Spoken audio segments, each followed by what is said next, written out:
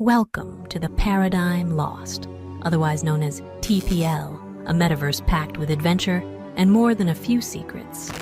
How did we get here? Well, when Earth decided to turn into a giant snowball, humans hid underground and went full snow crash, connecting their consciousness to the metaverse. Dying frozen is so last apocalypse.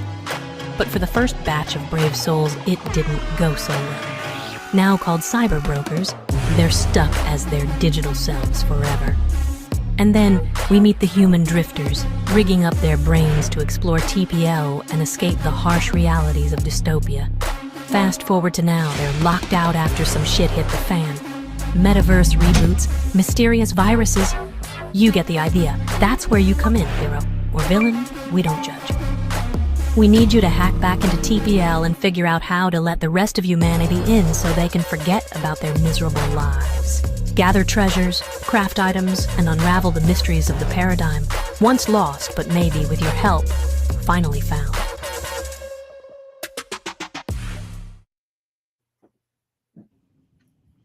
Hey everyone. Super excited to get this AMA started. We got a ton of questions coming in, and we have Ben and Chris here and myself to go over everything. So excited to get this going. Hey guys. Hello. Can you hear you, Ben? Or did you purposely do that silently? Uh-oh. What's up? There we go. Okay, perfect. There we go. I like your shirt. Thanks. I found it in a Goodwill. Oh, very cool. Very I was cool. wondering where I left that. Yeah, seriously. Okay, awesome. I first off just want to say thank you to everyone who has shown up, played the game, given us incredible feedback, are already telling us they're addicted to it, which we love to hear, giving us these quality of life requests for what's next to make it that much better. We're so excited with what we've launched with for Paradigm Found. We're really, really proud of it. Like we, as you guys know, we're a tiny team and we've built this game ourselves from the ground up, and we can't wait to continue expanding on it. I posted that tweet about where the vision and where we're headed with everything after this initial launch was. We can talk about that a bit more if we do have time in the AMA as well. But I see that you guys are checking it out already. Some of the questions are based on some of those future items as well. We're pumped. So thank you guys so far for all the love and support and just playing the game.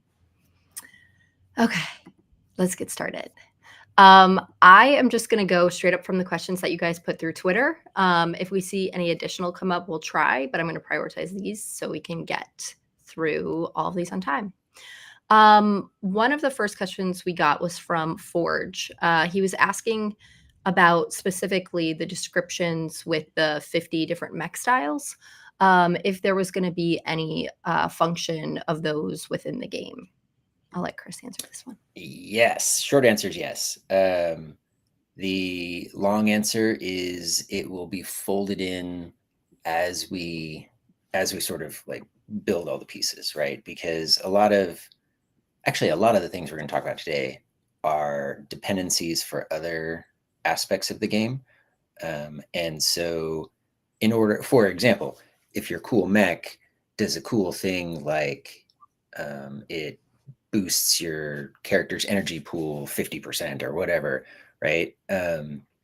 We need energy pools to be a thing in the game, right? Right now we're tracking them, but you can't really do anything against them. So we need to build that energy pool system before we can layer in the cool mech things, and then we'll have the descriptions for the mechs. So it's sort of we have them earmarked to do things. It's just as we get there, we will unlock all of that. Okay, awesome. There was another question just about, so I thought there was another mech specific question, but maybe I made that up. I'll come back to that. Forge also asked a question about knowing if there will ever be any other type of expansion slots. So for people who haven't played the game yet, you play with either your 0, which everybody gets a 0 once you start the game. But then you can also play with your CyberBrokers, and you can also play with your mechs. And your mechs augment right now how fast some of your travel times are, and things like that. They make you go a lot faster, which is really nice. Forge is wondering if there's ever going to be more items for those expansion slots. His examples were multi-seat vehicles, legendary weapon NFTs, special key cards that grant characters access to secret area, keys of Ashura. Yes. Like, I think that is the answer to that. We're really excited to continue to expand those expansion slots to very different things. And also, like, we were joking about like expansion slots on expansion slots for like mechs using their mods or brokers using their mods, and like continuing that. So yes, we have we will be utilizing those. And also for different sorts of things, which we could talk more about when we get to the vision about what possible battling and racing and things like that can look like in the future. Okay, let's go to the next question. Naz asked, first of all, the game is great. Can't stop playing. Happy to hear that. Second, will we get to see some of the rewards or crafted items on our brokers? So the rewards and crafted items right now, there's a lot. I don't remember how many we have, Chris, but there's good. There's going to be more. And yes, and there's going to continue to be more and more and more.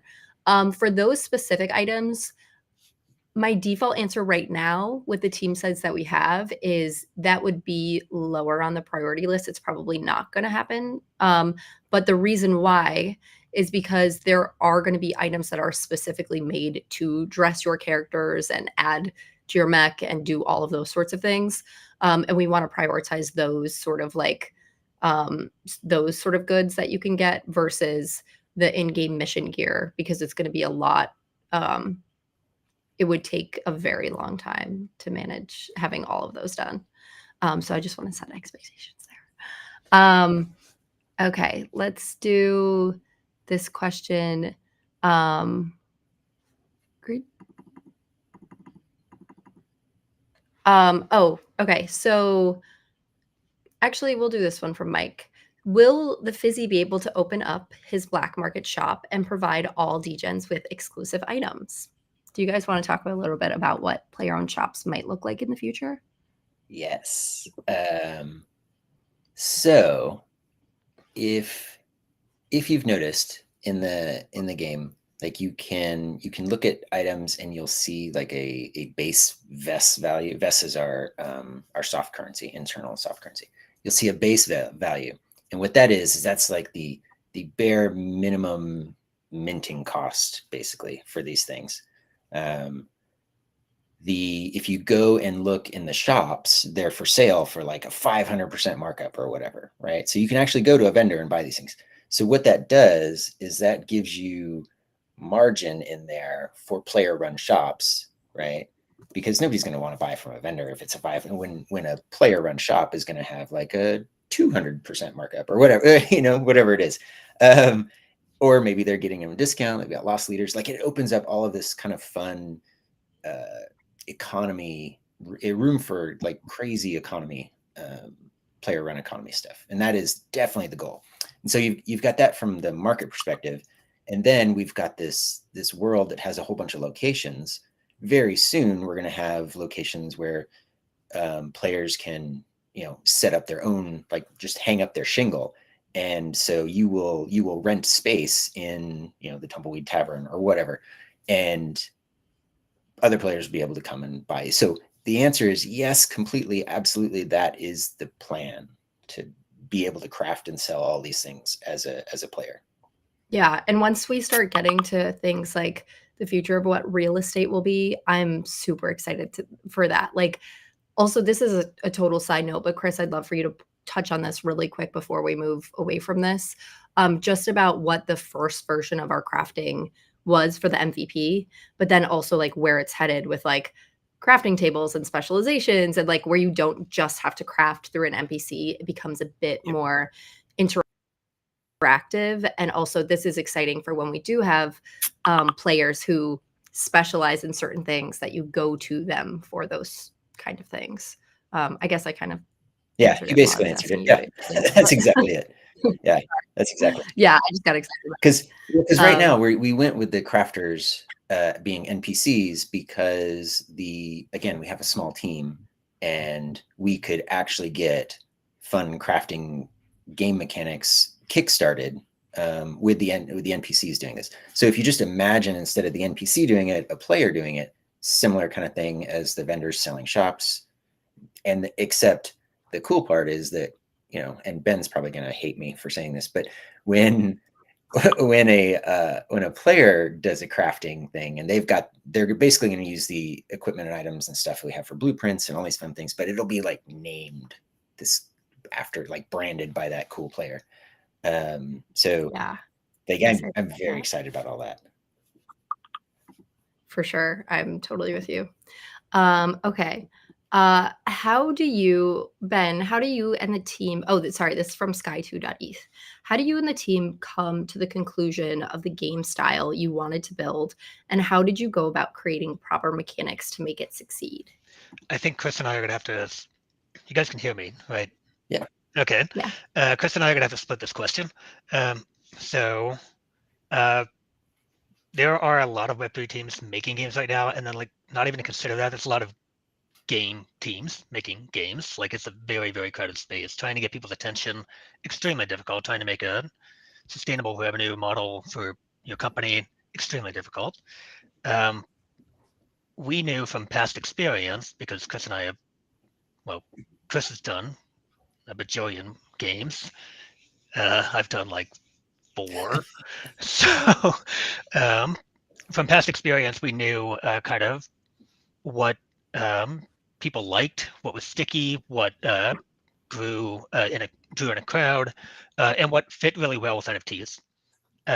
Because trying to make Other Side or Sandbox or just any game that requires a large team, a lot of resources, is very time and labor and money intensive, and those are resources that we are capped on.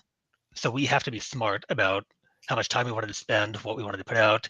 It comes down to just the basic economics of the thing and knowing what is the best possible game we could make that would attract the most people, that would be the most interesting thing for what we're doing right now. And to kind of get into the game design side of things, one of my favorite games that I must have talked about this in the past as a kid was Neopets, and that might not come as a surprise to a number of people. But Neopets is one of those original early 2000s games that really hit the tone, because there are games like that have come later. Like Animal Crossing is like a much more interactive and engaging version of Neopets. You find elements of that everywhere. We've really wanted to capture the spirit of what made those games so fun in a way that could also bring in the CyberBrokers universe, be up to date with the times, with all the new tools that we have available, and really kind of like drive this thing as far as we could. So we're really happy with what we have so far. And I think there's a side of the question about game design. I think Chris should dive into that, because Chris joined started with the Paradigm Found project, I think in October of last year, and I think we came to you with like a really shitty wireframe that I made. And the wireframe was like, this is what we want the game to look like. But we have no idea what the game is supposed to be like at all. Yeah. Ben came in. We had a scrap before Chris molded it. Yeah, Ben came in with the skeleton. I was just like, yeah, this is great. Like, let's do this. Woo. I really wanted to say I just threw all that away because it was terrible and restarted, but I didn't. I couldn't bring myself to say that. But no, like the framework was there, right? Because again, Ben and I have worked on a bunch of things prior. So he knew kind of the vibe that I love to go, and a vibe that would work based on the resources and all those things. And like the next step was just to kind of to sprinkle a little magic in there. So I went back to the old school mud days, because that's kind of where I cut my teeth in online games. And back then it's all text based. And so I was like, well, we make all this amazing art, so why don't we have the same rooms, but we just have them beautiful art instead of just like a boring text room. And so that's kind of the direction we went, because you still have all the same maps and the same locations, the same like questions about adjacency, like you have to go from here to here to here. So all of these virtual world concepts still exist. It's just like a big, beautiful storybook now that you're going through, instead of either a bunch of words on a screen.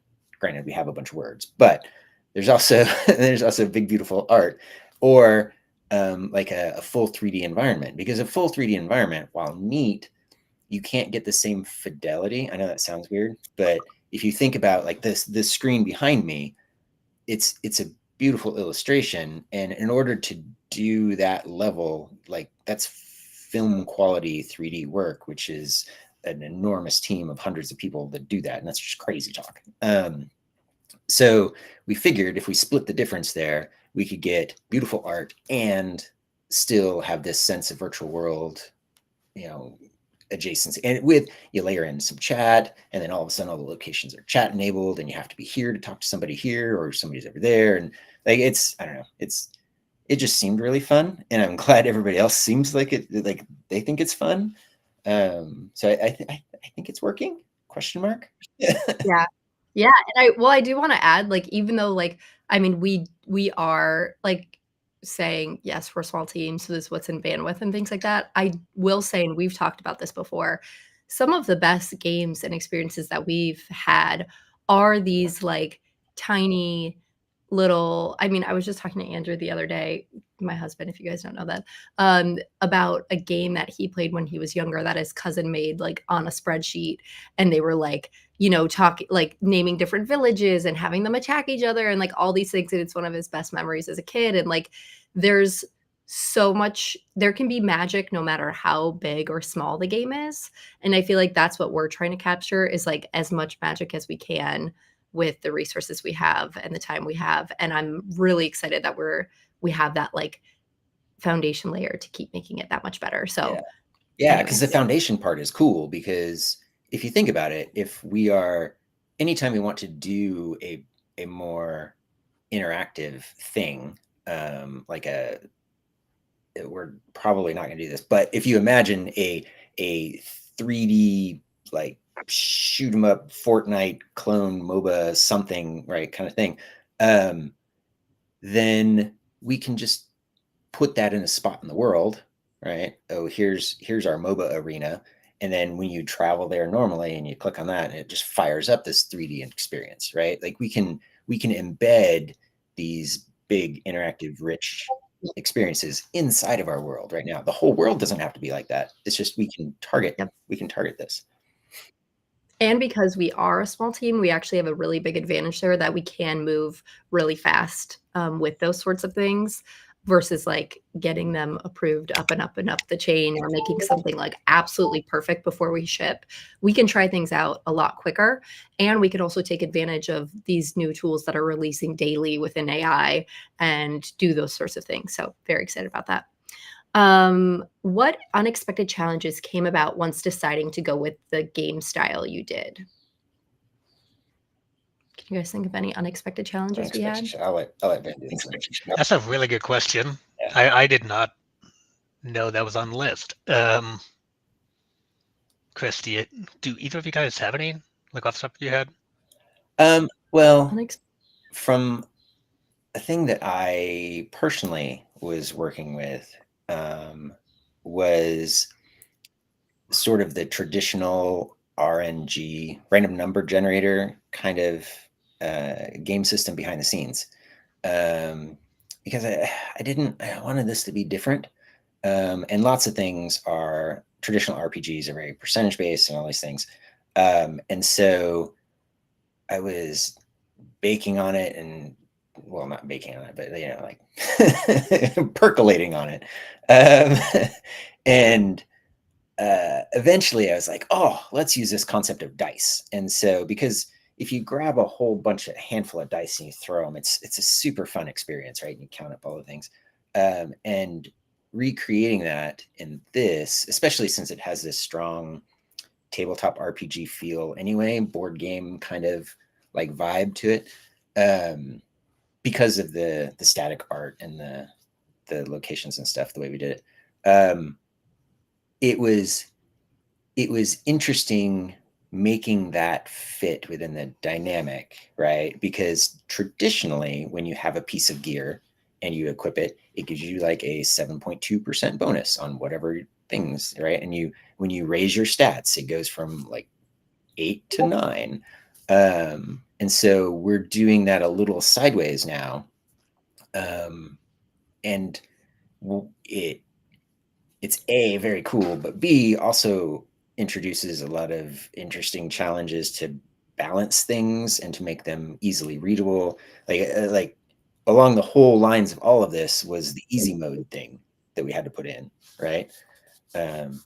That's basically what we internally colloquially call hiding the dice. Because as you first come in, it just says, this is recommended, boost this, do that. This is you're increasing this thing over here. But when you click the advance and you show all the stuff, it actually has, oh, this is 3d4 plus 1d6, and that's going to be your number. Like once you get into all the crunchy stuff, it unlocks a whole bunch of extra strategy in the game. But you can play it without knowing it. So you can just kind of click through, look at the pretty pictures, and do the adventures. But yeah, that advanced versus newbie thing, that's a long way to describe. Like that was one of our major challenges. Yeah, for sure. Yeah, and we didn't really start diving into that until we had the core loop testers the month before launch, or maybe 6 weeks before launch, start clicking around and playing. And even they were like, and sometimes the dice can be intimidating. I don't know exactly what they mean. Can we have this other version of things? And then we were like, that's a really good point. Mm-hmm. So it was a really interesting, some of the things we didn't even think about that they brought up were really helpful. What has brought the most joy to you and the team in the creation process of the game? I'll answer first, and then if you guys think of something. Obviously, this past week, so far since we've launched, there's just been a lot of joyful moments with the team, having something that we've worked on really hard, day and night and weekends, getting out into the world, seeing people's feedback, and continuing to know that like we're building in the right direction. That has been really exciting. Also, the team worked really, really hard behind the scenes of like, if you could imagine like just creating like 300 images for like the resources or the fusions and the gear is a lot of work. So it was really fun with the team. And also James, if you guys know James, also helped us with some of the AI images, but creating all of the art assets, like it made us, all of us had sort of our own vision in our mind of what a certain area in the world might look like. Or when Chris writes, bite, like how do you think of bite in your head? Because I think of like a big denture like thing. And like we're like going back and forth with these weird concepts that we all think of differently in our head. And because it's a metaverse, it can really go any way. So being able to like harness those crazy ideas and turn it into like the beautiful art of the actual scenes and of all of the actual assets was just like a really fun process for the team. Brianna, when she was still with us, Brooke, everyone, like it was a fun process. So I don't know if the developers have something that brought you joy during the process of creating the game, Ben. The art is the first thing that comes to mind, because having everything be like white boxed and then look like developer art, and then all of a sudden have these amazing backgrounds going, that was awesome. That was so good. There's all these like fine touches, and I think almost all of them are somewhat related to art at the very baseline. So when you hover over a character, there's like a little outline. Like that was such a nice touch to see that. Mm-hmm. Getting the designs from our designer, and then having we have a UI engineer who is just absolutely phenomenal. And when he puts in a new UI that was designed by our designer, it comes together so well. Like it's a night and day experience. Those just feel so good to see that happen. Yeah, and that was like an overnight thing, right? Like because we're building all the stuff over here to get it all the UI and UX designs over here, and we're building all the code over here. And then it was like, okay, let's wire them up. And then poof, and then all of a sudden the game went from like all these boxes and arrows and stuff to all this gorgeous clicking around. Like, this is so cool. Yeah. We were super geeking out on that. That was awesome.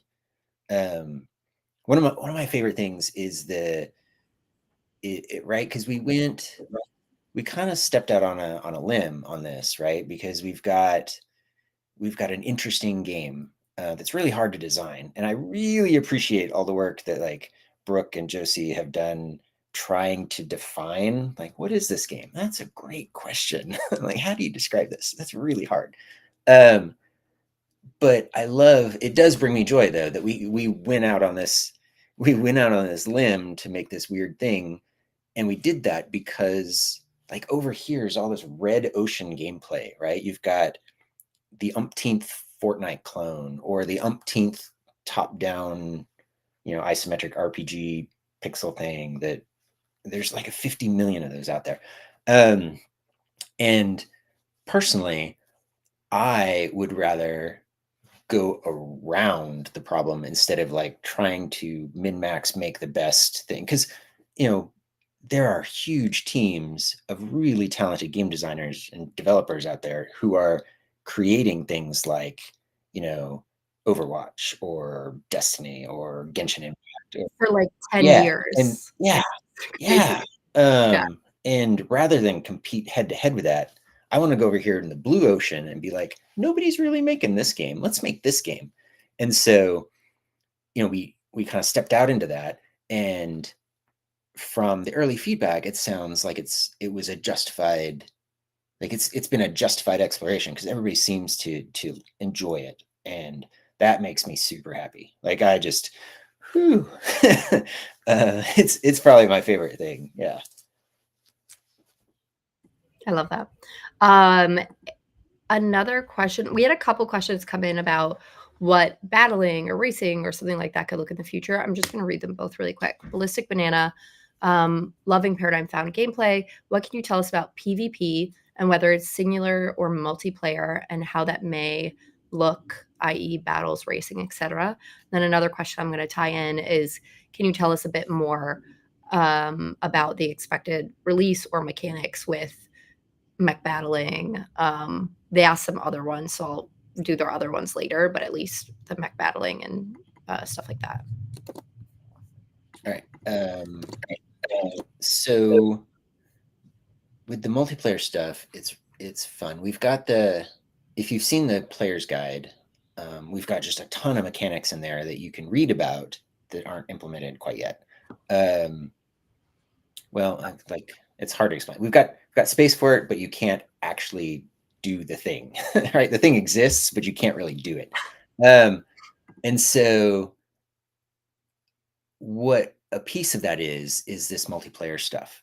And once you can, because right now you're just interacting with a story mission, right? But once you're interacting with another entity, then we've unlocked everything, right?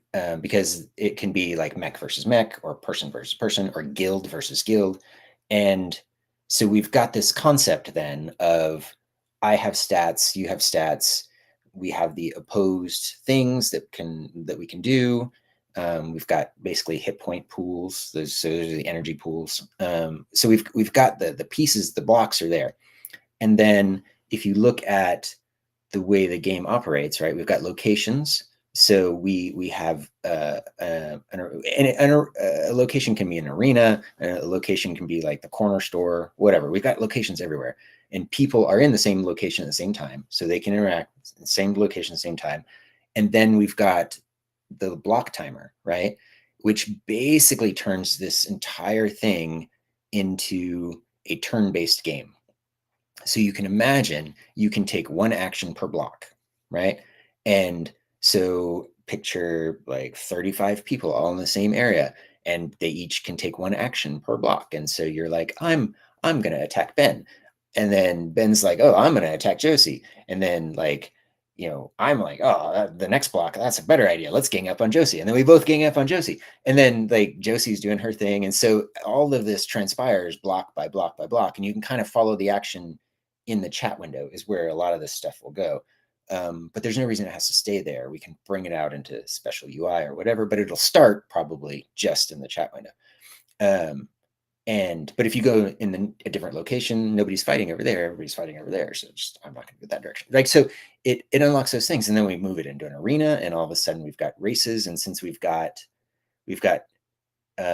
basically conflict going on that doesn't have to be like I'm punching you in the nose. It can be who's faster, me or you, right? And all of a sudden it unlocks all of that gameplay in arenas where you show up, and then there's, because it's a thing that's happening, you can then do spectator events and all of this. It all comes around with the base concept of a clock, right? Because we've got our turn tracker, and we've got locations, and then we've got skills and abilities that will work well against each other. And so with those tools, that unlocks so many crazy things that we can do multiplayer wise.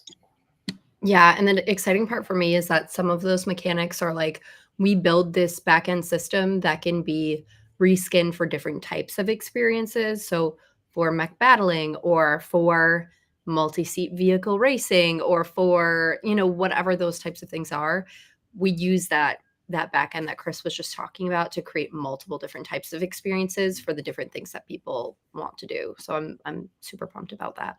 Yep.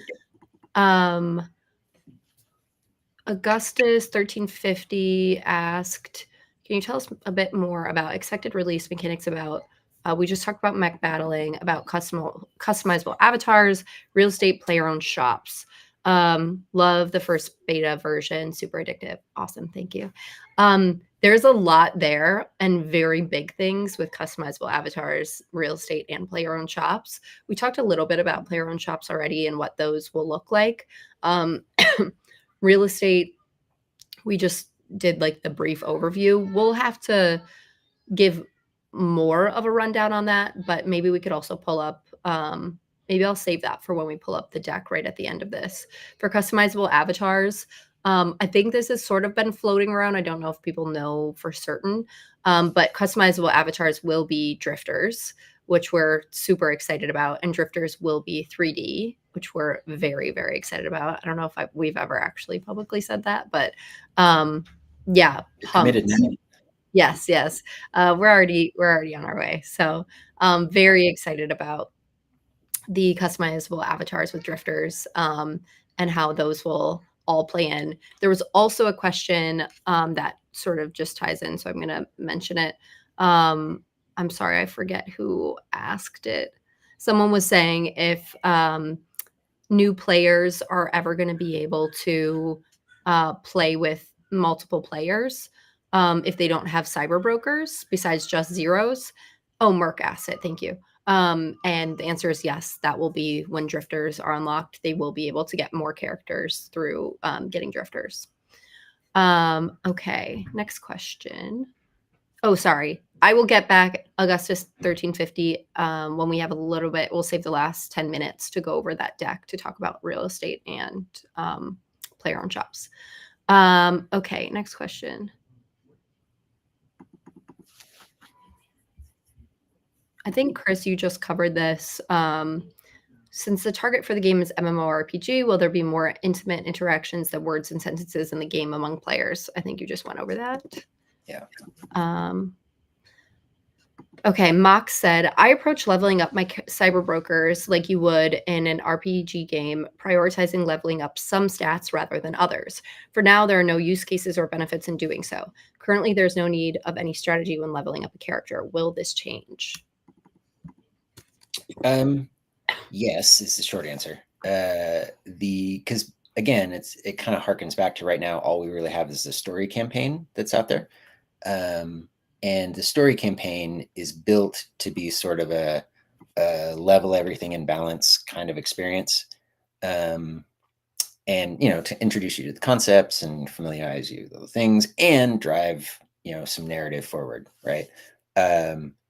But as we are starting to layer in these other systems and getting them online, we will have things like a training arena. We will have like daily missions that are very specific skill focused things. We will have like PvP stuff, which is like honestly, I think the PvP pieces will be the larger ones, because once you start doing sort of that multiplayer, the multiplayer like team versus team stuff, you need role players, right? So you need a tank, you need a healer, you need a right. So all of these kind of things will come into play uh, from a multiplayer dynamics, right? It's just right now everything is very very story campaign. So we wanted to make sure that it was mostly balanced from a leveling your entire character perspective.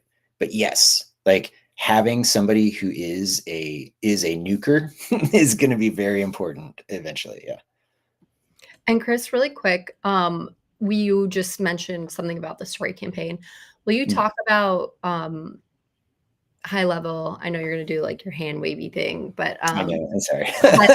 no, I'm just messing with you about like the content, just like a content cadence loop, and like how you guys manage that at Club Penguin, and like how we're going to be Yes. doing something like that as well. Yeah. So there's the entire world, the paradigm found thing is going to be. I'm all conscious about my hands now. I'm just messing with you. I like when you do this. The whole world is built to be a content delivery system. And I use air quotes because content is a dirty word in the game industry. But basically we're delivering story. We're able to produce story, right? Because we have this sort of big narrative thing, and we can talk about story. And because we have such fast, lightweight updates of it, because it's a website. It's a website with 2D art, and we can just make these changes and we can deploy these changes super fast. We can update shops. We can move NPCs around. We can have different buildings show up or go away or all this crazy stuff, and we can do it pretty quickly. And Josie mentioned Club Penguin. So I'm going to give you a little insider stuff from Club Penguin back in the day. So the way we did that is every month Club Penguin had what we called a party, right? And it would basically be, a makeover of the whole island and all the stuff. And we would do that. We'd start it 3 months in advance, right? So every given month, think of them in blocks of 3 months, right? This month over here is where we're designing and concepting. This month in the middle is like all the art production, all the pre-production stuff. And then the last month is sort of like the integration, the tech, and that's when we would roll it out, right? And so we've got these rolling windows. And so the design team is design month, design month, design month, design month, and then the art team is ahead of them, art month, art month, art month, that kind of thing. And so we want to kind of build a cadence like that to where we can get to where we're shipping story. I don't know about monthly, but it'll depend on how much story we want to ship. But quarterly, something like that, to where we can get on this cadence to where we can just move the entire world forward at a pace, and everybody comes with us. And all of these moments that we're increasing the narrative in the story, that gives us narrative room for new NPCs, new items, new like crazy events that happen, like all of this stuff, new locations, like so much stuff. We can just like keep this whole thing going, because it is a virtual world, and virtual worlds aren't static, right? Like single player games are static. Like you go, you play, it's a thing. But this is going to be a giant like world. It's going to be a big train, and we're going to be on this train, and we're going to just keep going, and it's going to go until forever, right? Because we have room in the IP, room in the narrative for all of this stuff. Oh, we have a lot of room. Like, I'm very excited about the different directions. Ben, can you tell us how frequent there will be? This was a question, I'm not sure from who. How frequent there will be game updates? This is a good time for this question because it piggybacks off of what Chris has talked about. There are updates. So every week we plan to have like a feature push. That's going to be like our designated day when we're going to ship everything we did the week before. That's going to go up. we will probably be pushing like bug fixes along the way because we don't want things to linger for an entire week.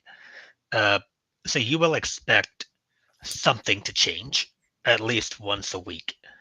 And then the bigger items that take longer than a week for us to do, we're probably like, again, we haven't nailed down, is it going to be monthly, quarterly, like where is that going to fit?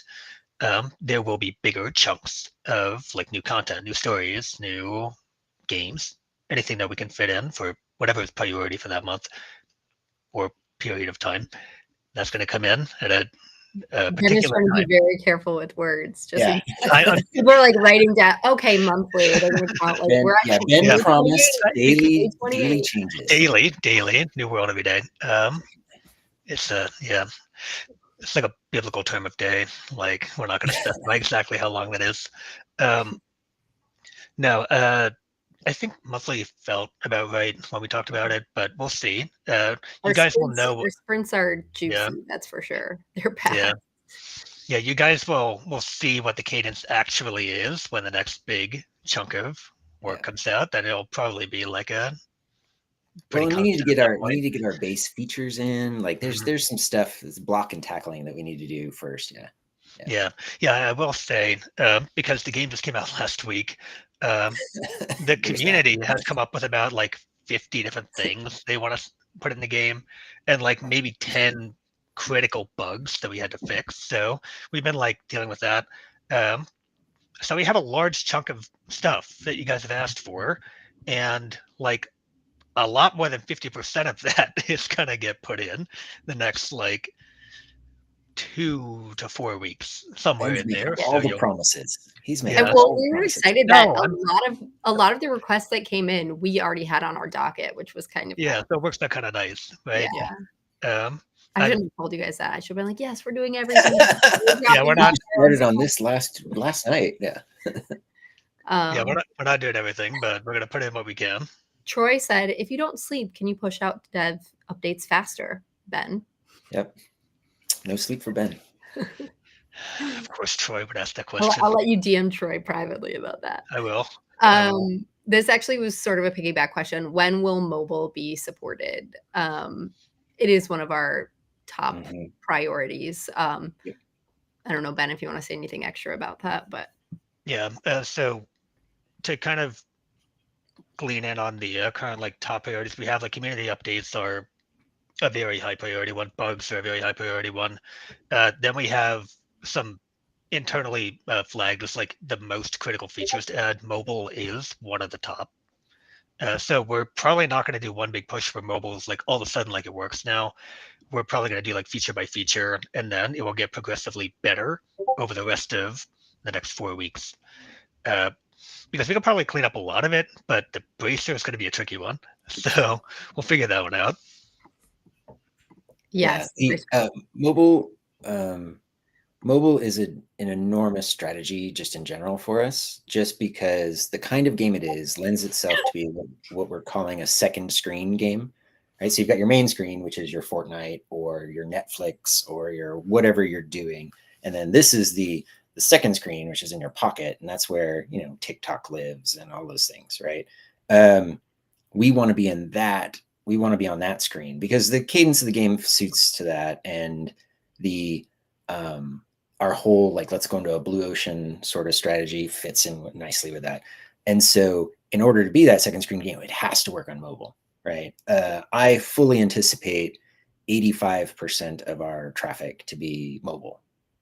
When we're running live. The other 15% is going to be people at work, alt tabbing in the other thing. But like, I would not be surprised if it was 85 or more. 85%. Yeah, and the crazy thing is, right now our analytics are telling us that 25% of people are trying to play on their phones anyway. Yeah. So it is probably it's getting a like requirement. It's going to happen. Yeah, they're getting a brutal experience, but we will be there for you soon. Yes, I promise. It's promise.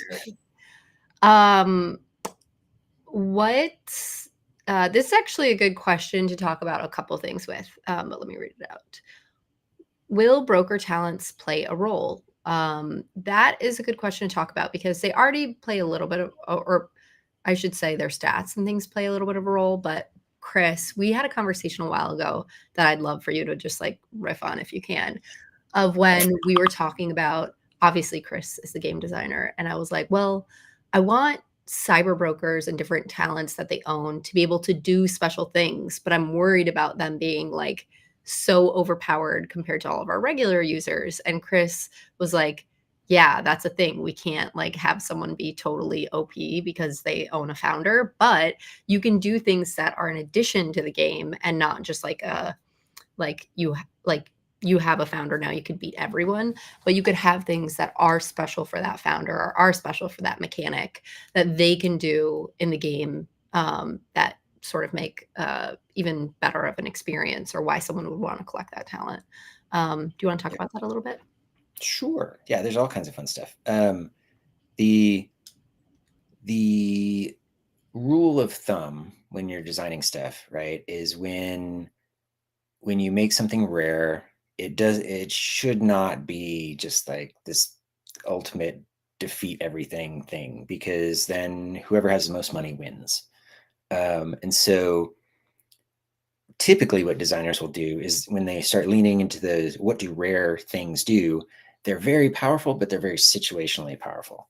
And so if you have that concept and you have this multiplayer environment that we're working with, you can lean more into the team stuff, right? So for example, a founder can have ridiculous abilities for his team or for people in his guild or in his whatever, right?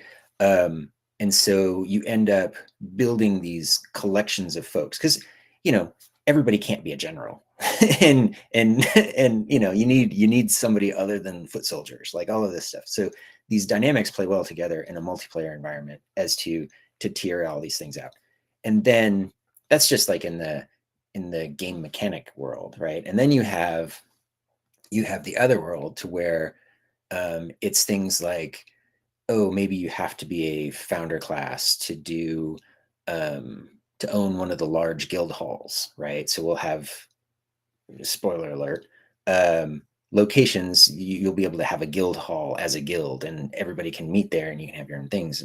And one of my another spoiler, one of my favorite MMO games that has this kind of stuff is Phantasy Star Online 2. I love their Alliance headquarters and all of that stuff. So if you're like, hey, where's CyberBrokers gonna go? Yeah, just kind of look that direction. Anyway, you can see that the talents have a lot to play there. Or for example, we were just talking today about a feature our players are requesting is like respecking, and in respecking, like, of course it's going to be a gene editor that's going to do the respecking. Of course that'll be a thing. So we've got all of these cool little pockets that we can just layer in specific talent things. So talents will be fun across the board, not just like, oh, this warriors are super good at beating up people, right? And we're gonna do more than just that. Okay, awesome. I think this is a good time to go into show a bit of that deck, because we have like the last 12 minutes. But is there anything that you guys wanted to mention that we didn't yet before I go to that? Don't think so, other than multiplayer, and the speed of updates that we can do, right? That's going to be super. I'm really excited about that. One of my favorite things about Destiny, if you guys play Destiny, is the Xur will pop up every Friday, and he's got exclusive loot that you can go buy, but he's in a different place all the time, or whatever. Like little things like that. The way we've structured the whole world here, we can do little things like that all the time, and so it will soon start to feel like a living, breathing world as you wander around, especially as sort of our chat tools kind of get elevated, and all of that stuff kind of gets in place. Yeah, for sure. Also, comment that came through from Sky too. Super quick replies in the Discord for just general and support has been crazy helpful and also impressive.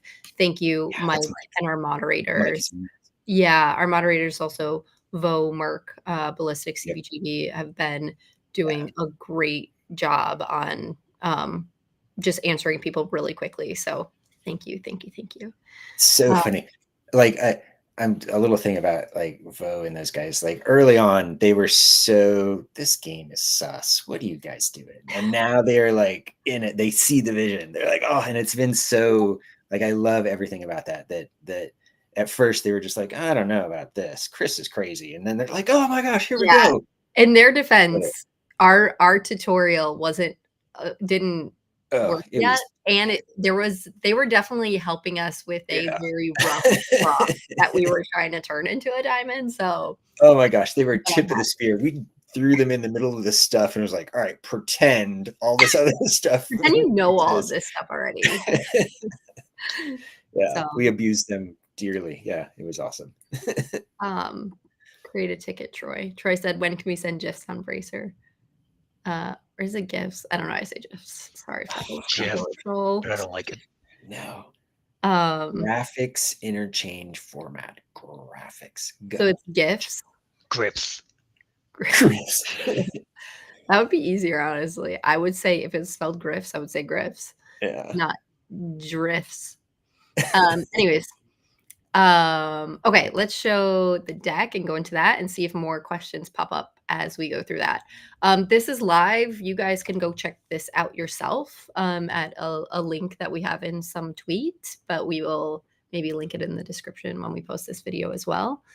But you can go to the next slide. Sorry, this is Paradigm Found. This is just a slide. I'm going to skip through this, but it's just talking about what the game is today. You guys have already been playing what the game is today, but it has that loop of going on missions and crafting to continue, and obviously equipping mechs, excuse me, and all those things that the game is today. The rest of the deck starts to focus on the things that are not already happening today. We call it tomorrow, but obviously tomorrow is a bit of a general term. But you can go to the next slide. Awesome, thank you. Build an empire. I'm not going to read totally off these, but this is where we've already talked about extensively in this Q&A of number one, our strategy with building this game and having regular constant shipments to the game of our updates that you guys have requested, and also that we are just building for the next versions of this game. And we're super excited that we're lean and we're able to do that really quickly. And where we're headed just in general, we want to build a huge, very deep economy within this game, and almost like I almost said Second Life, and I didn't mean it like that, but kind of like that. That's a great comparison. Yeah. I mean, not exactly like that, A but 2D version, yeah. yeah, have your characters really be able to do these special things that we're talking about, guilds and player-owned shops, and even just aesthetically, like decorating your apartment or your drifter, or all of those things, like battling, whatever it is that you are really excited about and that you would typically do in a game. We're going to have those little branches that go into each of those directions. Because even, we were talking about Neopets, which is also a favorite of mine too, Ben. There were some things I never liked to do because I was just bad at them, but like, oh, go catch potatoes in a basket. Like, yes, I will do that all day long. So like, there's just some things that players are gonna like really move towards than other players will. So I'm excited to get that experience really, really for everyone. You go to the next slide. And sorry if I'm able to click through I'm able to do this myself. Cool. Sweet. I didn't realize that. Sorry. The vision. So this is just a high level of what the rest of the deck starts talking about. By the way, this is a really short deck. It's like 8 slides.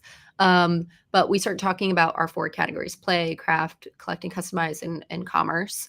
I'll probably stay on this slide just for a second, but we've talked about a little bit within the call or within this AMA about multiplayer missions, about battling. There's one thing that we didn't mention yet, but about quests across the web.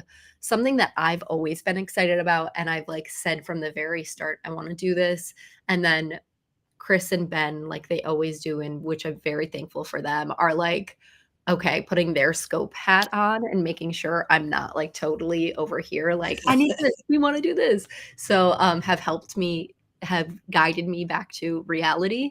But I am really excited for when we get to the point for quests that are not just on paradigmfound.com. I think that's so much of what this space is about, is adventuring into different areas of the metaverse. Like our TPL is our version in our world within that, but the metaverse is massive. And it doesn't just mean like, oh, other 3D, games, like obviously the Amazing Nifty Island, which we've all been playing lately, or, whatever. It could really mean going to any sort of website and doing some action that becomes a quest that, first of all, provides really amazing potential opportunities for sponsors and all of those sorts of things in the future, which I think are really fun. So that I'm excited about. It's not going to happen in the short term because we do have to get our core game exactly where we want it to be. But I'm excited about being able to quest also outside of our game. And I think you guys will really enjoy that too. And not to mention different like things that I'm stewing on of like different sorts of drifter drops and outfit drops that can be other places. I think will be pretty cool.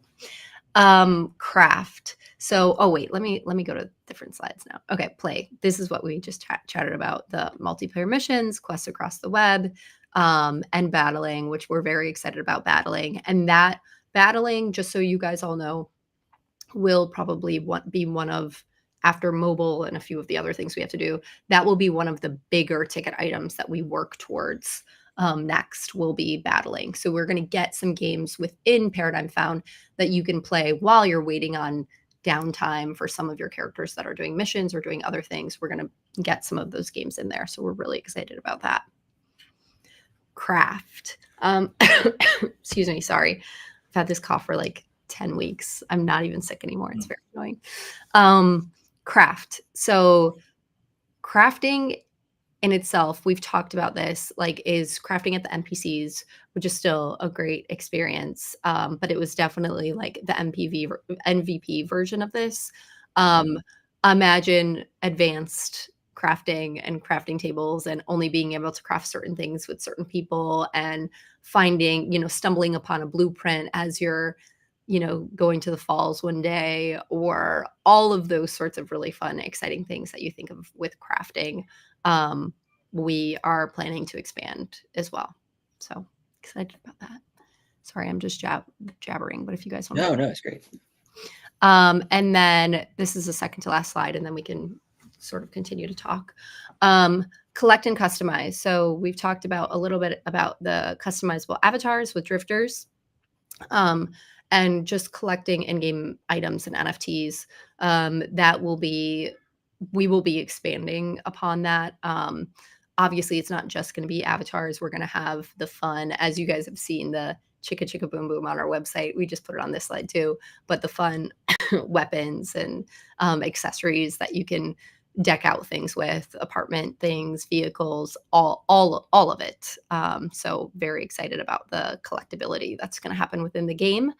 And real estate, that's a huge one. Like, I mean, Chris, we've talked about, like, real estate is an entirely like new game and something that is like a whole beast within itself. Yeah. There's ways that we can start doing it, even on a smaller scale sooner. But real estate, I think everybody's pretty excited for, or at least I am. Yeah, we'll probably take the same tack that we did with crafting, where you take your fusions and stuff to vendors and they craft a thing. This will probably be in that direction, right? Like you will just pick a home base, and I want to be in Tombstone, and so I go to the Tombstone condos or whatever they end up being, and you grab a spot there, and that's where you can. And there you can have your own, recycler or your own, like we can put all these kind of features into your little apartment.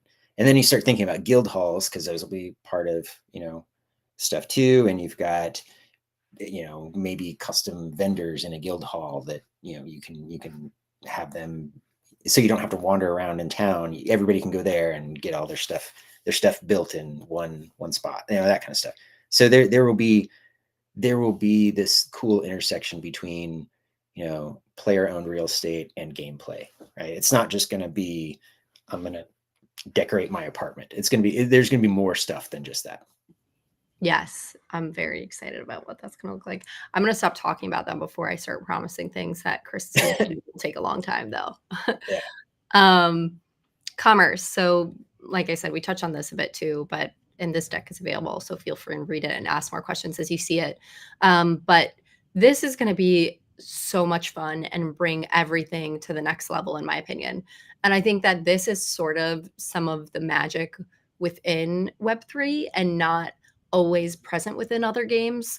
When I'm thinking about commerce and specializations and all of these sorts of things, I'm also thinking about how some of these things can translate to outside of just our game. And what I mean by that is having shops that are selling, their own created goods that people can craft and, turn into NFTs for their assets that they can use elsewhere, or leveling up your character so much where they become the ultimate of whatever specialization that you've chosen, and you can sell that character to someone else. You've gotten it to the highest level, and now someone else wants to buy that character to be able to take over that type of shop and things like that. So I'm really excited to see eventually this turn into like something that people can actually earn from, in a way. I don't know if I'm allowed to say that, but like with hard work and skill and all of those things, I'm really excited to see what will come of this, of just like the commerce side of things in general. Yep. Any comments on that, or should I stop there? I think that's the last slide of this. Yes, it is. Nice. Yep. There's lots of opportunity for, in-game black market things, or in-game, real estate, or in-game whatever, guilds and positions, and like there's a lot of, we have a class called services, for crying out loud, right? like there is these people and creators, right? Like these there's so much room for all of this to be player owned and operated. Yeah. And with that said, as you guys we're already seeing incredible ideas coming through of some things that we were like, yes, that's awesome. Oh my gosh, the taxi thing. Yeah. Yeah. Yeah. Brilliant. Yes, that's awesome. We have that idea. Or wow, we've never thought of that. That's amazing. Let's do it. So please continue to voice those ideas and thoughts. Because that's like the exciting part of building publicly, I feel like. Yep. Okay, there was a question that came in from Ballistic. Can I hire out my CyberBrokers and mechs for vests? Not At the moment, no. But I will never discount that. I think that's a fabulous business model. Yeah. Like mercenaries for hire. Oh yeah. Like I want bounty boards. Like I want so many things. Bounty boards. That would be so cool. Yeah, because if you and Ben gang up on me, I'm gonna get a bounty out on both of your heads. So that's exactly right. That's exactly player run bounties. Super fun. I can imagine.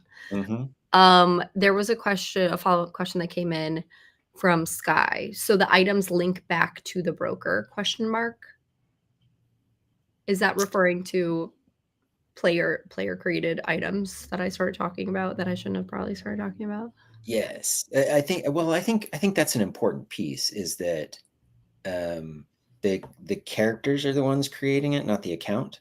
Right. And so that's a super important piece. So the brands will be, broker brands or drifter brand, like whatever brand you develop around your character in the game. Like it should definitely be character focused. Yes. I know we're a couple minutes over. I think we answered most of the AMA questions. I think I answered almost all of them. If there was anything that you guys did not see answer or have answered, or you thought of more things, we'll like run this for like 5 more minutes and then we'll start closing this out. I want to address the quick Sky comment in the chat real quick. Oh, sure. I think and correct me if I'm wrong, but I think what you're saying about delegating is not necessarily wallet delegating, but like letting, sort of like Axie did with scholarships, right? That's kind of the thing I'm seeing in my head, and that is probably going to be a thing, but we will probably wrap it a little differently eventually when we get there. And it will be more about, and I only say that because it's not that brokers are going to be like crazy powerful or anything. Brokers are going to have privileges. And so there's going to be a balance, a game design balance we're going to have to work out in that. What's the difference between having a privilege and being super powerful? And that will be where we're trying to figure out how that works. But I am rental things in general, and delegating things in general, and building as a brand, building a team of people that can, of real world people that can run businesses in game is going to be an important thing. But there's sort of like this Venn diagram there that we need to figure out first. Awesome. Thank you for going over that, Chris. Any other questions, final questions as we wrap up, or while we're waiting for questions, anything else you guys want to talk about that's coming up next? I know we've sort of like peeked our heads above water this weekend and starting off this Monday, but if there's anything you want to mention, feel free, guys. Oh, awesome. We got some nice comments in. Sky, thanks so much for answering a lot of our questions. Love the responses and appreciate all the thought that has been put into this. Greatly enjoying the game. Awesome. Thank you. And Fisker Karma, this blew me away. You guys on point. You guys are on point. The vision is a culmination of everything we thought of brokers and a deep understanding of gaming history, of what works and doesn't. You guys get it. Thank you. I appreciate that. I only get it because I surround myself with people who are way smarter than me, and they help me understand everything. So I'm very proud of our team and where we're at and where we're headed with this. Yeah, and Ben and I have definitely learned hard lessons the hard way. So yeah, we're happy to offer any guidance. Awesome. Renelle, cheers to all of you. Sending hugs. This is going to be amazing. Thank you. And that's from another game developer. So thanks, Renelle, and friend to all of us. So thanks for that. Awesome. Thank you, Easy. It's been so worthy to wait. Keep doing what you're doing, team. Okay, I know this last closing comment is going to make this video like not evergreen, but I'm just going to say it. Hope to see you guys in New York. I'm really excited. All of us are going to be there and answering more questions. So save up if you have them, but we'll be at the happy hour. If you haven't signed up for that yet, go sign up for our happy hour because it's going to be a blast on the 4th, April 4th. And we love you guys. We really appreciate it. Keep coming in Discord, telling us all the things you want to hear. We're just proud to have all of you guys along the journey with us. So thank you. We're going to get back to work right after this since we're already 8 minutes into our next assignment. Thanks, guys. Thanks, everybody. Bye. Thanks, everyone.